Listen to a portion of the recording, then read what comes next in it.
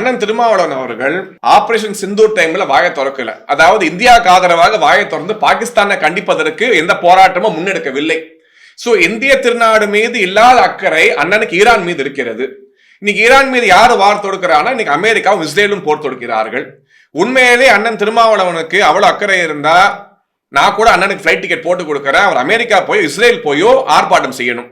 அதை விட்டுட்டு சென்னையில பேட்டி கொடுத்துக்கிட்டு இன்னைக்கு அவருக்கு இருக்கக்கூடிய நெருக்கடியை இன்னைக்கு வேங்கை வாயில போயிட்டு அங்க இருக்கக்கூடிய மக்களுக்கு குரல் கொடுக்க தைரியம் இல்லாமல் இங்கே நடக்கக்கூடிய நேற்று கூட சிவகங்கையில் நடந்ததுக்கு லாக்அப் டெத் 27 லாக்அப் டெத்துக்கு அதிகமாக சென்று கொண்டு இருக்கிறது. அதை பற்றி வாய் திறக்க வழி இல்லாமல் இன்னைக்கு எல்லாத்தையும் மறந்து விட்டு பாலிடிக்ஸ்ல எப்போதுமே நம்ம இருக்கோம் அப்படின்னு காட்டிக்கொள்வது அவசியம்.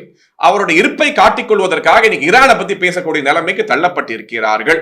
ஆனால் இந்தியாவில் இருக்கக்கூடிய இஸ்லாமிய சகோதரர்கள், அதாவது நாட்டின் மீது பற்று உள்ள உண்மையான இஸ்லாமிய சகோதரர்கள் கூட இந்த நடிப்பை நம்ப தயாராக இல்லை. இந்த நடிப்பு எடுபட போவதில்லை. அண்ணன் திருமாவாகட்டும் கமலஹாசன் ஆகட்டும் கதை வசனம் எல்லாம் சினிமாவோடு சரியே தவிர மக்கள் பார்வைக்கு உண்மையான அரசியலிலே அதெல்லாம் எடுபடாது என்பதை நீங்கள் புரிந்து கொள்ள வேண்டும்.